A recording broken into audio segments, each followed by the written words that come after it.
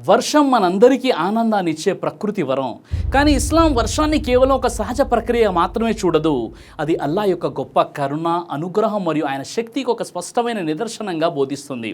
అయితే వర్షం కురిసే సమయంలో ముస్లింలు ఎలా ప్రవర్తించాలి, ఏ దువాలు చదవాలి, ప్రవక్త ముహమ్మద్ సల్లల్లాహు ఏ సున్నతులను ఆచరించారు, వర్షానికి సంబంధించినటువంటి ఇస్లామీయ మర్యాదలు, ఆజ్ఞలు మరియు బోధనలు ఏమిటి, ఈరోజు ఖురాన్ ఆయతులు మరియు సహీహ్ హదీసుల వెలుగులో వర్షం గురించి ఇస్లాం నిజంగా ఏం బోధిస్తుందో ఆధారాలతో తెలుసుకునే ప్రయత్నం చేద్దాం.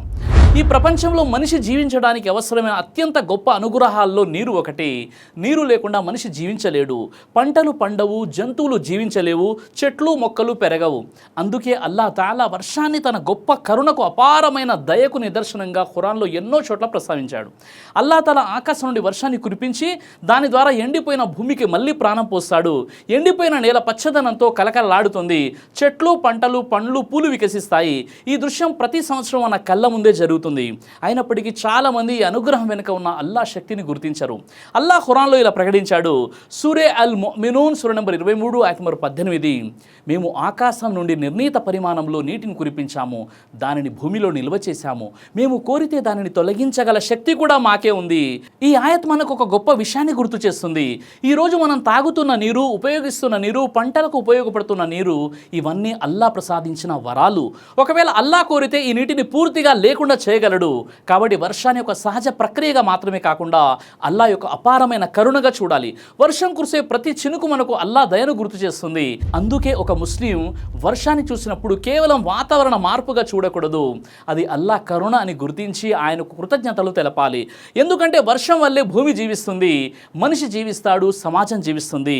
అల్లాహ్ ఖురాన్లో మరో చోట భూమి ఎండిపోయి నిర్జీవంగా కనిపించిన తర్వాత వర్షం కురవగానే మళ్ళీ పచ్చగా మారుతుందని, అదేవిధంగా చనిపోయిన వారిని కూడా పునరుత్థాన దినాన తిరిగి లేపుతానని ఉదాహరణగా ఇచ్చాడు.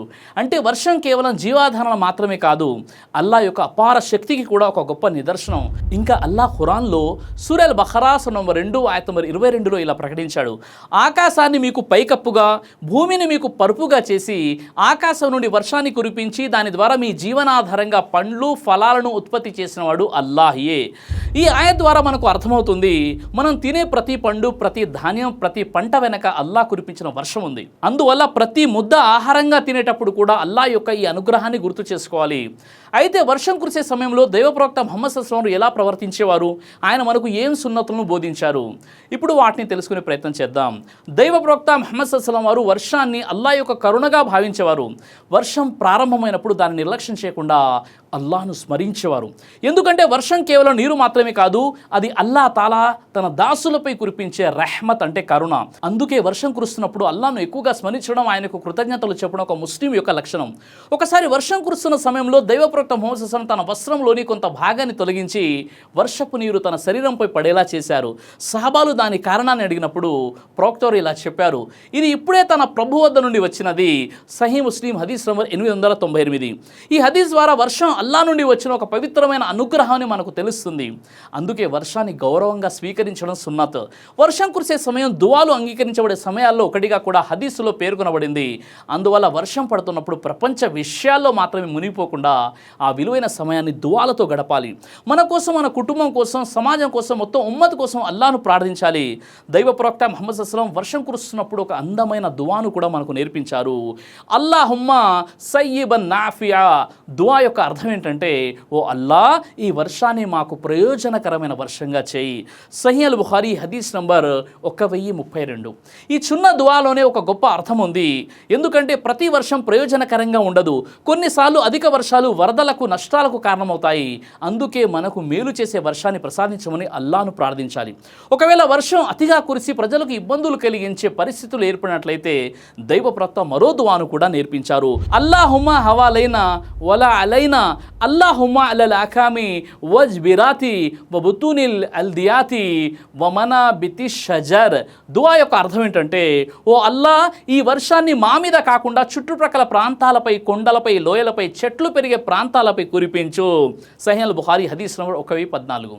ఈ దువా ద్వారా ఒక ముస్లిం తన అవసరాన్ని మాత్రమే కాకుండా అందరి మేలు కోసం కూడా ప్రార్థించాలని మనకు తెలుస్తుంది. వర్షం సమయంలో మరొక ముఖ్యమైన సున్నత ఏంటంటే అల్లా ప్రసాదించిన ఈ అనుగ్రహాన్ని చూసి ఆయనకు కృతజ్ఞతలు చెప్పడం. చాలామంది వర్షం పడితే అసహనం వ్యక్తం చేస్తారు, కానీ ఒక మోమిన్ మాత్రం వర్షంలో కూడా అల్లా యొక్క కరుణను చూస్తాడు. ఎందుకంటే ఈరోజు మనకు ఇబ్బందిగా అనిపించే వర్షమే రేపు కోట్లాది మంది జీవనాధారానికి కారణమవుతుంది. వర్షం కురిసే సమయంలో మనం మరో విషయాన్ని కూడా గుర్తుంచుకోవాలి. అల్లా కురిపించిన ఈ నీటిని వృధా చేయకూడదు. నీటిని జాగ్రత్తగా ఉపయోగించడం కూడా ఇస్లాం బోధించిన ఒక గొప్ప బాధ్యత. నీరు అల్లా ప్రసాదించిన అమానత్, దాన్ని సంరక్షించడం ప్రతి ముస్లిం కర్తవ్యం. అయితే వర్షం కారణంగా నమాజ్, ప్రయాణం మరియు రోజువారీ జీవితానికి సంబంధించిన ఇస్లామీయ నియమాలు ఏమిటో ఇప్పుడు వాటిని తెలుసుకుందాం. ఇస్లాం అనేది సౌలభ్యాన్ని కోరే ధర్మం. అల్లా తాలా తన దాసులకు కష్టాన్ని కాదు, సౌలభ్యాన్ని కోరుతున్నాడు. అందుకే వర్షం ఎక్కువగా కురిసినప్పుడు ప్రజలకు ఇబ్బంది కలిగే పరిస్థితుల్లో కూడా షరియత్ కొన్ని సౌలభ్యాలను కల్పించింది. భారీ వర్షం, బురద లేదా ప్రయాణానికి ఇబ్బంది కలిగించే పరిస్థితులు ఏర్పడినప్పుడు ముఅజ్జిన్ అజాన్ అనంతరం మీరు మీ ఇళ్లలోనే నమాజ్ ఆచరించండి అని ప్రకటించవచ్చని దైవప్రవక్త ముహమ్మద్ సల్లల్లాహు అలైహి వసల్లం బోధించారు. దీని ద్వారా ఇస్లాం ప్రజలను ఇబ్బందులకు గురి చేయాలని కాదు, వారి పరిస్థితిని దృష్టిలో పెట్టుకుని సౌలభ్యాన్ని కల్పిస్తుందని తెలుస్తుంది. అయితే ఈ సౌలభ్యాన్ని కారణం లేకుండా ఉపయోగించకూడదు. కొద్దిగా చినుగులు పడుతున్నాయనే కారణంతో జమాత్ను వదిలివేయడం సరైంది కాదు. నిజంగా ప్రజలకు ఇబ్బంది కలిగించే పరిస్థితి ఉన్నప్పుడే ఈ రాయితీ అనేది వర్తిస్తుంది. ఒక ముస్లిం ఎల్లప్పుడూ అల్లా ఆజ్ఞను గౌరవిస్తూ అవసరమైనప్పుడు మాత్రమే ఈ సౌలభ్యాన్ని ఉపయోగించాలి. వర్షం అనేది అల్లా కరుణకు గుర్తు మాత్రమే కాదు, మన ఈమానుకు కూడా ఒక పరీక్ష. వర్షం పడినప్పుడు కొందరు అసహనం వ్యక్తం చేస్తారు, మరికొందరు అల్లాను మర్చిపోతారు. కానీ ఒక నిజమైన మోమిన్ మాత్రం ప్రతి పరిస్థితిలో అల్లాను స్మరిస్తాడు. సుఖం వచ్చినప్పుడు కూడా, కష్టం వచ్చినప్పుడు కూడా అల్లాను మర్చిపోడు. వర్షం ప్రారంభమైనప్పుడు అల్లాను స్మరించాలి. వర్షం కురుస్తున్నప్పుడు దువాలు చేయాలి. వర్షం ముగిసిన తర్వాత కూడా అల్లాహకు కృతజ్ఞతలు చెప్పాలి. ఎందుకంటే ఈ అనుగ్రహం పూర్తిగా అల్లా నుంచే వచ్చింది. మన శక్తి వల్ల కాదు, మన విజ్ఞానం వల్ల కాదు, అల్లా కరుణ వల్లే భూమిపై వర్షం కురుస్తోంది. ఈరోజు విజ్ఞానం ఎంత అభివృద్ధి చెందినా మనిషి మేఘాలను సృష్టించలేడు, ఒక్క చినుకును కూడా కురిపించలేడు. వర్షం ఎప్పుడు కురవాలి, ఎంత కురవాలి, ఎక్కడ కురవాలి అనే నిర్ణయం పూర్తిగా అల్లా చేతుల్లోనే ఉంటుంది. ఈ విషయాన్ని గుర్తు చేసుకున్నప్పుడు మన హృదయంలో అల్లా పట్ల మరింత వినయం, మరింత కృతజ్ఞత పెరగాలి. వర్షాకాలంలో మనం మన ఆరోగ్యాన్ని కూడా జాగ్రత్తగా కాపాడుకోవాలి. మన పరిసరాలను పరిశుభ్రంగా ఉంచాలి. నిల్వ నీటి వల్ల వ్యాధులు వ్యాపించకుండా జాగ్రత్తలు తీసుకోవాలి. ఎందుకంటే పరిశుభ్రత కూడా ఇస్లాం బోధించిన ముఖ్యమైన విలువలతో ఒకటి. అల్లా మనకు ప్రసాదించిన అనుగ్రహాలను సద్వినియోగం చేసుకుంటూనే మన బాధ్యతలను కూడా నిర్వర్తించాలి. అందువల్ల ఇక వర్షం కురిసిన ప్రతిసారి దానిని కేవలం ఒక సహజ ప్రక్రియగా కాకుండా అల్లా యొక్క గొప్ప అనుగ్రహంగా చూద్దాం. ఆయనకు కృతజ్ఞతలు తెలుపుదాం, దువాలు చేద్దాం, ప్రవక్త ముహమ్మద్ సల్లల్లాహు అలైహి వసల్లం బోధించినటువంటి సున్నతులను ఆచరిద్దాం. మన పిల్లలకు కూడా ఈ సున్నతులను నేర్పిద్దాం. అప్పుడు ప్రతి వర్షపు చినుకు మన ఈమాన్ను మరింత బలపరిచే ఒక అవకాశంగా మారుతుంది. అల్లా తాలా మనందరినీ ఆయన అనుగ్రహాలను గుర్తించి కృతజ్ఞతగా తెలిపే వారిగా, ప్రవక్త ముహమ్మద్ సల్లల్లాహు అలైహి వసల్లం సున్నతులను ప్రేమించి ఆచరించే వారిగా, ప్రతి పరిస్థితిలో ఆయనపై నమ్మకం ఉంచే నిజమైనటువంటి మోమినులుగా చేయుగాక. ఆమీన్ యా రబ్బుల్ ఆలమీన్. అయితే ఇలాంటివి ఇంకేమైనా కొత్త అంశాలు మీరు నా నుండి వినాలనుకుంటే కామెంట్లో ఆ అంశాన్ని టైప్ చేయండి. మీ ప్రతి కామెంట్ని కూడా నేను చదువుతాను.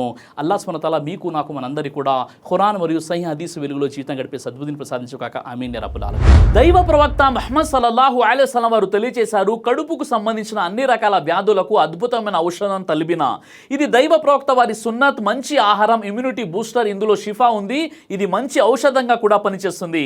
కాబట్టి పిల్లలు అయినా, పెద్దలు అయినా ఎవరైనా దీనిని ఉపయోగించవచ్చు. ఇందులో ఎలాంటి సైడ్ ఎఫెక్ట్ లేదు. ఖురాన్లో దైవం తెలియజేశాడు, తేనెలో మీకు స్వస్థత ఉంది. కాబట్టి స్వచ్ఛమైనటువంటి ఫారెస్ట్ హనీ కోసం మీరు సంప్రదించండి. అలాగే పురుషుల స్టామినా కోసం తయారు చేయబడినటువంటి హల్వా, ఇది అన్ని రకాల లైంగిక సమస్యలను దూరం చేసి వీర్య కణాల ఉత్పత్తికి సహాయపడుతుంది. మీ దాంపత్య జీవితాన్ని మరింత సంతోషకరంగా, ఆత్మవిశ్వాసంతో నింపడంలో సహాయపడుతుంది. మరో విషయం, ఇక డయాబెటీస్తో కేవలం మేనేజ్ చేస్తూ బ్రతకాల్సిన అవసరం లేదు. డయా కంట్రోల్ సప్లిమెంట్ కేవలం బ్లడ్ షుగర్ను తాత్కాలికంగా తగ్గించడం కాదు, డయాబెటీస్ అసలు కారణంపై పనిచేస్తుంది. అలాగే మన శరీరాన్ని నిశ్శబ్దంగా నాశనం చేసే ప్రమాదాల్లో కొలెస్ట్రాల్ ఒకటి. చెడు కొలెస్ట్రాల్, గుండె సమస్యలు మీ దగ్గరకు రాకుండా ఈ లిపిడ్ కంట్రోల్ అద్భుతంగా పనిచేస్తుంది. ఇందులో ఎలాంటి సైడ్ ఎఫెక్ట్స్ లేవు. ఇది కంప్లీట్గా హెర్బల్ ప్రొడక్ట్స్. కాబట్టి స్క్రీన్ పై కనిపిస్తున్నటువంటి నంబర్కి ఫోన్ చేసి ఆర్డర్ చేసుకోవచ్చు. కొరియర్ ఫెసిలిటీ కూడా అందుబాటులో ఉంది.